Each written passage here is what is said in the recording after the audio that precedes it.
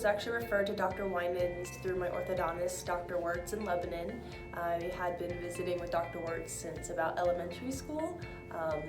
So eventually when I got to the point of needing surgery, Dr. Winans and Burke's Oral Surgery was the place to go. I was recommended for surgery at a young age because I was a class 3 malocclusion, which I guess just essentially means that my bite was severe enough to the point where braces alone weren't going to correct the bite to make it functional.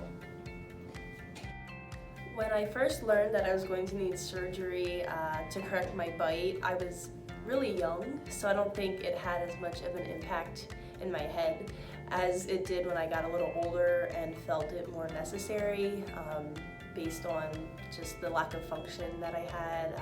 My speech was affected, my confidence, so as I got older I kind of realized the importance and how much the surgery was actually needed. In addition to the problems I felt with my speech due to my bite, my airways were actually restricted too, which I never really understood why. When I ran in gym class or I played sports all throughout my life, I would turn very red after any sort of workout, and so I actually ended up learning that it was kind of attributed to my restricted airways because of my bite.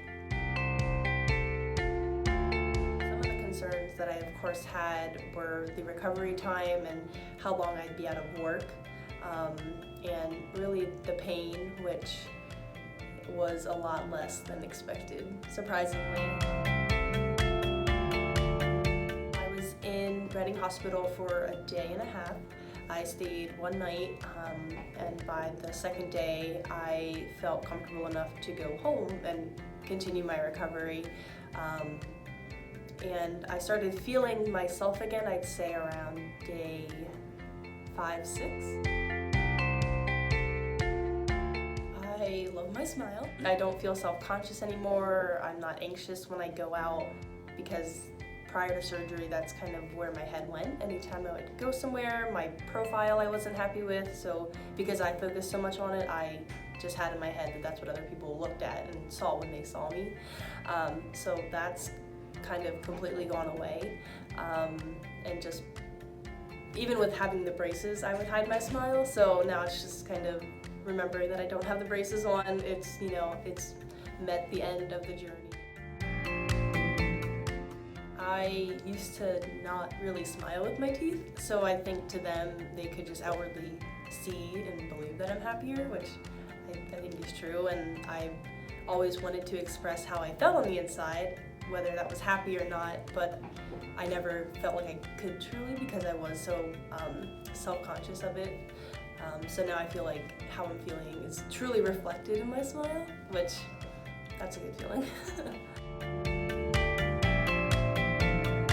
Besides, of course, my smile is really something that I didn't realize affected me as much as it did before surgery with my bite and how uneven it was just biting into simple things and having my teeth meet and kind of create the break in whatever it was that I'm eating.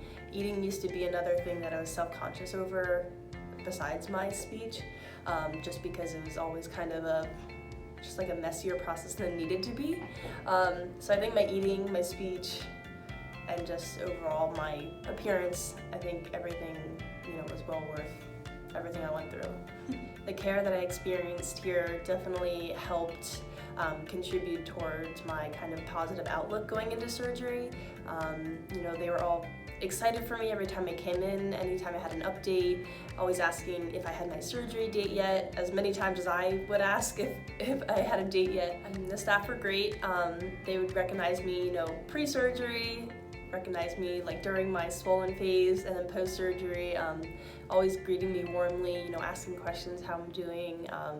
It was really great. It felt like they were, you know, part of the family, a part of, you know, my life, and just as, you know, curious and interested in how I'm doing and how I've been doing through the whole process. So that was always nice to come into.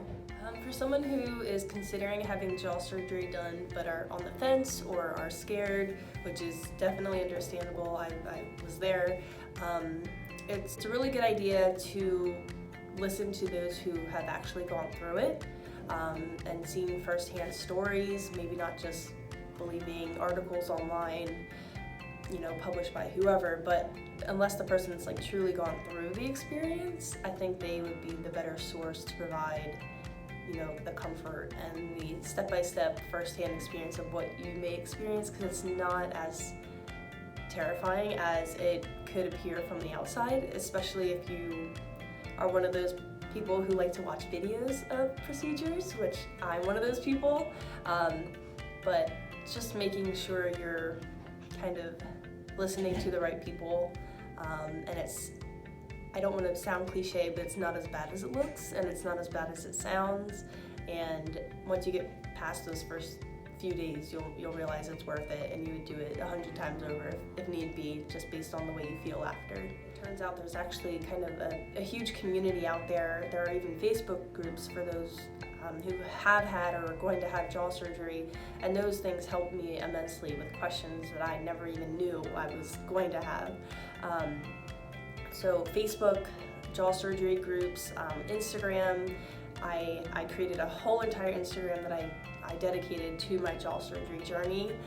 It's at Sara's Jaw Surgery Journey, and there I just post a lot about my before and after photos, every time I had a checkup maybe with my orthodontist or with Dr. Winans here, just with an update and pictures to keep everybody in the loop who's also going to be going through this or maybe going through it and are questioning if they want to take the plunge or not.